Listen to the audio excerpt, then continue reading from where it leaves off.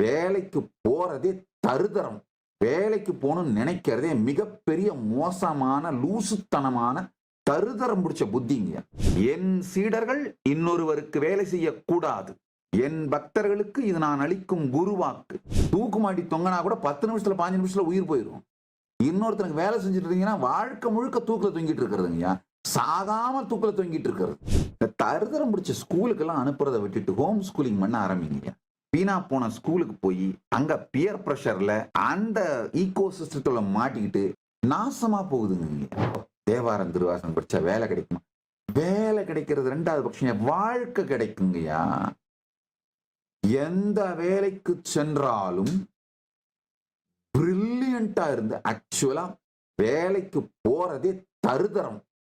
வேலைக்கு போகணும்னு நினைக்கிறதே மிகப்பெரிய மோசமான லூசுத்தனமான தருதரம் பிடிச்ச புத்திங்க.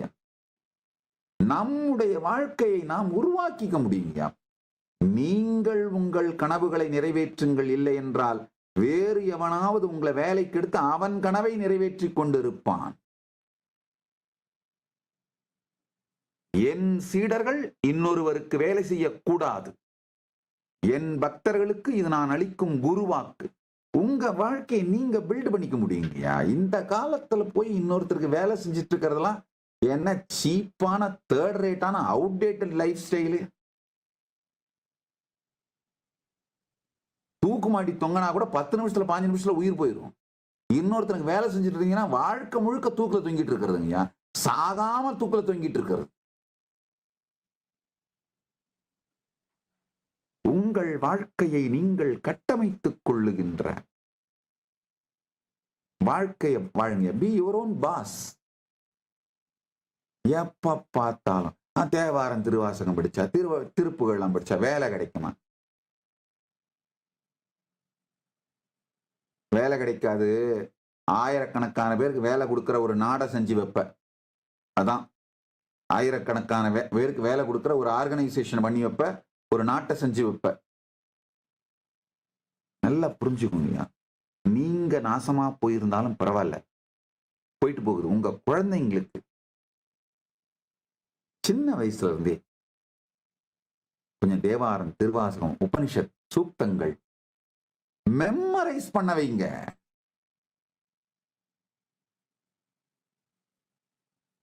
இந்த தருதரம் பிடிச்ச ஸ்கூலுக்கு எல்லாம் அனுப்புறதை விட்டுட்டு ஹோம் ஸ்கூலிங் பண்ண ஆரம்பிங்க.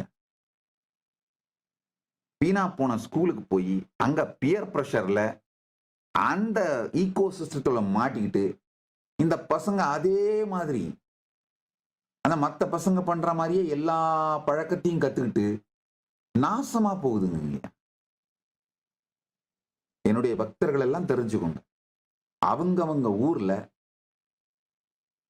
ஹோம் ஸ்கூலிங் உங்க வீட்டிலேயே வாழ்க்கைக்கு தேவையான கல்விகளை கற்றுக் கொடுத்து குழந்தைகளை வளர்க்க துவங்குங்கள். வேணும்னா ஏதாவது எக்ஸாமினேஷன் எழுதியே ஆகணும், இந்த தருதரம் பிடிச்ச கிராஜுவேஷன் அப்படின்ற அந்த மயக்கம் விட்டு தொலைக்கலைன்னா ஆன்லைன் எக்ஸாம் எழுதிக்கோங்க. இல்லை எக்ஸாமினேஷன் மட்டும் போய் எழுதுற மாதிரி இந்த IGCSE இந்த மாதிரி சிலபஸஸ் எல்லாம் இருக்கு பாருங்க, அந்த மாதிரி போய் எக்ஸாம் மட்டும் எழுதி சர்டிபிகேட்டை வாங்கிக்கோங்க. இந்த ரெகுலரா ஸ்கூலுக்கு போறது, ரெகுலரா ஆபீஸுக்கு போறது, இந்த மாதிரி ஒரு தருதரம் பிடிச்ச வாழ்க்கையே கிடையாதுங்கய்யா. அதுதான் மோசமான தருதரம் பிடிச்ச 4ஆந்தரம் இல்ல 5ஆந்தரம் இல்ல கடைத்தரமான வாழ்க்கைங்கய்யா. இந்த ரெகுலரா ஸ்கூலுக்கு போறவங்க, ரெகுலரா காலேஜ் போறவங்க, இந்த ரெகுலரா வேலைக்கு போறவங்க, இதுங்க எல்லாம் பாத்தீங்கன்னா கடைத்தரமான குடிமக்கள், கடைத்தரமான வீணா போனவர்கள். ஹோம் ஸ்கூலிங் பண்ண ஆரம்பிங்க. நம்முடைய வாழ்க்கைக்கு என்ன தேவையோ அதை பில்ட் பண்ணுங்க. ஒரு நல்ல தகப்பனா இருந்தீங்கன்னா, நீங்க நல்ல தாய் தந்தையரா இருந்தீங்கன்னா உங்க பிசினஸ் எக்ஸ்பர்டைஸ் இருக்கும்.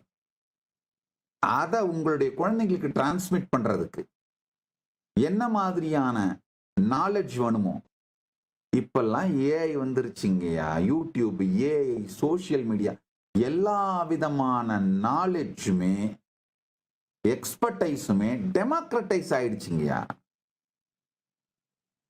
இது மாதிரி நீங்க சூஸ் பண்ணி குழந்தைங்களுக்கு எடுத்து கொடுத்து வளர்த்து ட்ரெயின் பண்ணீங்கன்னா வேற லெவல்ல ஜீனியஸா வளர்த்துடலாங்க குழந்தைங்கள. இந்த ஏற்கனவே இருக்கிற சிஸ்டத்துக்குள்ள போய் மாட்டிக்கிட்டு அழிஞ்சு போகாதீங்க.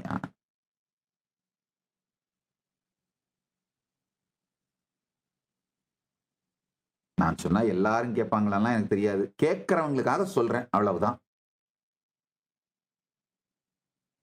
கொஞ்சம் இந்த தேவாரம், திருவாசகம் இதெல்லாம் மனப்பாடம் பண்ண வச்சிட்டீங்கன்னா குழந்தைங்கள அபாரமான மெமரி,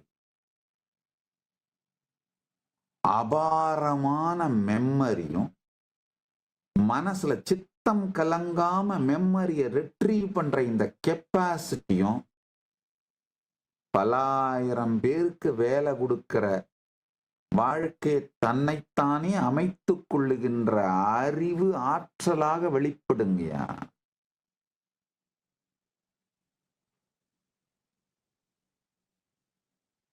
சும்மா அனாவசியமா உட்கார்ந்துட்டு